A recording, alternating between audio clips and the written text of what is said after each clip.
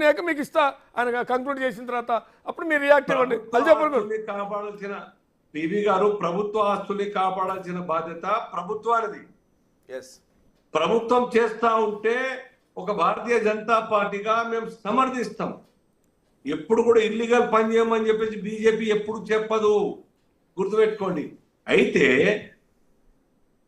ఇక్కడ plot owner లేదా flat owner, tail ender గుర్తుపెట్టుకోండి. ఇక్కడ I'm not talking about big builders. ఈ యొక్క లాస్ట్ మినిట్ లో జాయిన్ అయినటువంటి ఒక వ్యక్తి ప్లాట్ ఓనర్ లేకుంటే ఫ్లాట్ ఓనర్. కానీ అంతకుముందు ఈ ఇల్లీగల్ గురించి మాకేం అబ్జెక్షన్ లేదు. కానీ సర్కార్ మాట ఎప్పుడైనా రోటీ కపడా ఔర్ మకాన్, ఈ 3 విషయాల మీద సంక్షేమం గురించి ఆలోచిస్తుంది ప్రభుత్వ బాధ్యత. రోడ్డు మీద 12 సంవత్సరాలు గుడిచేసుకున్నటువంటి వ్యక్తికి ఇల్లు కట్టించే బాధ్యత సర్కార్ చెప్తా ఉన్నది. ఆ ప్లేస్ కాకుండా ఇంకో ప్లేస్ రీప్లేస్ చేస్తుంది. ఆ యొక్క సంజీవయ్య పార్క్ దగ్గర ఉన్నటువంటి గుడిసెల్లో తీసేసి వాళ్ళు ఒప్పించి అపార్ట్మెంట్ కట్టేసి ఆ పొజిషన్ ఇస్తా ఉన్నది కదా. అదే రకంగా ఇక్కడ ఏదో కారణం చేత దిక్కు లేక, వేరే ఆసరా లేక కిరాయి ఇంట్లో ఇస్తే కిరాయి ఇచ్చే పరిస్థితి లేదు కాబట్టి గుడిసెలు వేసుకుని అనుకున్నాం. అక్కడి కౌన్సిలర్లు, అక్కడి ఎమ్మెల్యేలు, రాజకీయ నాయకులు, పైరవికారులు అందరూ డబ్బులు తీసుకొని అనుభవిస్తున్నారు. అయితే వాళ్ళ తప్పు డెఫినెట్ గా వీళ్ళని ఆదుకునే బాధ్యత సర్కారు. దాని మీద సర్కారు మాట్లాడతలేదు. ఇవాళ ఫస్ట్ టైం పివి గారు ఇవాళ పేదోళ్ళ గురించి ఆలోచిస్తామని రేవంత్ రెడ్డి గారు మాట్లాడినారు. కానీ ప్రభుత్వ పరంగా అధికారులు చేసినటువంటి తప్పుల గురించి 5-6 శాఖల అధికారులు సంతకాలు చేసి లేఅవుట్లకు, కన్స్ట్రక్షన్ కు, లేదంటే కరెంటుకి, నీళ్ళకి, హెచ్ఎండిఏకి, టౌన్ ప్లాన్ కి, గ్రామ పంచాయతీ సంతకాలు చేసినటువంటి అధికారుల యొక్క సంతకాలకు భరోసా చూసే కదా విశ్వాసం వచ్చి వాళ్ళు కొనుక్కోవడం జరిగింది. ఇవాళ వాళ్ళని ఎఫ్ఐఆర్ చేయాలి కదా. వీళ్ళందరూ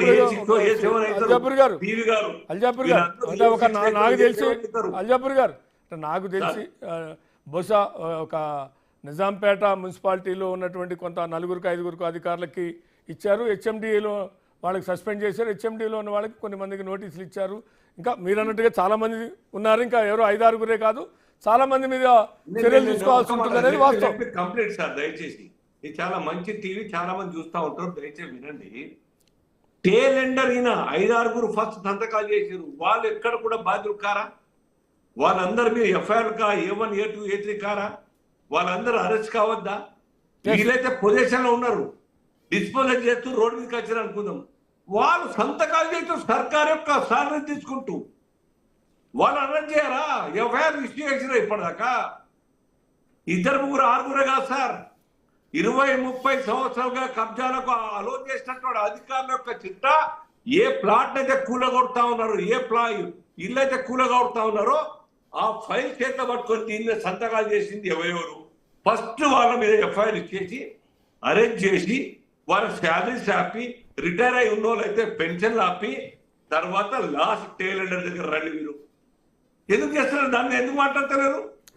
సర్కార్ యొక్క సంక్షేమ పథకాల గురించి అర్థం కాకుంటే, తమాషా కోసం, ఓట్ల కోసం పిచ్చి పిచ్చి పనులు చేస్తూ ఉంటే ఎవరైనా కానీ తుగ్లక్ పని తప్ప ఇంకేమన్నారు.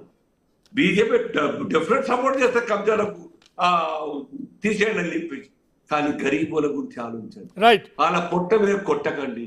రైట్. అంటే ఇక్కడ ఇంకోటి అల్జాపూర్ గారు ఇక్కడే ఇంకోటి ఏంటంటే, నిజమైనటువంటి పేదవాడు వాడేదో కూలి పనికో, నాలి పనికో పట్ట చేత పట్టుకొని వచ్చి ఇక్కడ గుడిసె, ఎక్కడో మీరు అన్నట్టుగా స్లమ్స్ ఉంటాయి కొన్ని చోట, గుడిసెలు చెరువు పక్కన, నాలాల పక్కన గుడిసెలు వేసుకుంటే వాళ్ళ పట్ల ఒక రకమైనటువంటి భావంతో ప్రభుత్వం ఉండాలి అనేటువంటిది మీరు చెప్పేది అందరూ చెప్తారు. మీరే కాదు, అన్ని రాజకీయ పార్టీలు, ప్రజలు ఎవరైనా, స్వచ్ఛంద సంస్థలైనా, ఏ సిటిజన్ అయినా చెప్పేది ఒకటి. 2, దీంట్లో కొంతమంది భూ కబ్జాదారులు షెడ్లు వేసేసి అక్కడ పేదవాళ్ళకి రెంట్కి ఇచ్చో లేదంటే వాళ్ళకి ఇచ్చి వాళ్ళు కూడా పేదవాళ్ళ వాళ్ళని ఖాళీ చేస్తాని కూడా ఎట్లా చూడాలి? ఈ 2 వేరు కనపడుతున్నాయి నా దృష్టిలో. వాళ్ళని అరేంజ్ చేసే ముందు ఫస్ట్ అధికారులు అరేంజ్ చేయండి, ఎఫ్ఐఆర్ చేయండి. తర్వాత ఈ కబ్జాదారులు, ఈ యొక్క ట్రెస్పాసర్స్ లేకుంటే ల్యాండ్ గ్రామర్స్ కింద చేయండి. నేను కాదంటలేండి, ఫస్ట్ పర్సన్ A1 లేకుండా A2 లేకుండా ఎఫ్ఐఆర్ A7 మీద అవుతా సార్? చెప్పండి. యాజ్ అన్ అడ్వకేట్ చెప్తా ఉన్నాను, ఒక ఇన్సిడెంట్ జరిగిందంటే ఎఫ్ఐఆర్ నెంబర్ అయిందంటే దాంట్లో A1 రైట్. A3 ఇందాకేదో గెలి శ్రీనివాస్ గారు ఏదో అంటున్నాడు. రైట్, గెలి గారు మీ ఇప్పుడు మాట్లాడండి. మీరు ఇందాకేదో ఆ స్టార్టింగ్లోనే మీరు అల్జాపూర్కి అడ్డం తగిలారు, ఇప్పుడు మాట్లాడండి. సార్ ఇప్పుడు అల్జాపూర్ శ్రీనివాస్ గారు కూడా కొన్ని చాలా క్లియర్గా కొన్ని చెప్పారు. ఏం చెప్పారంటే ఎవరైతే కబ్జాలు ఉన్నారో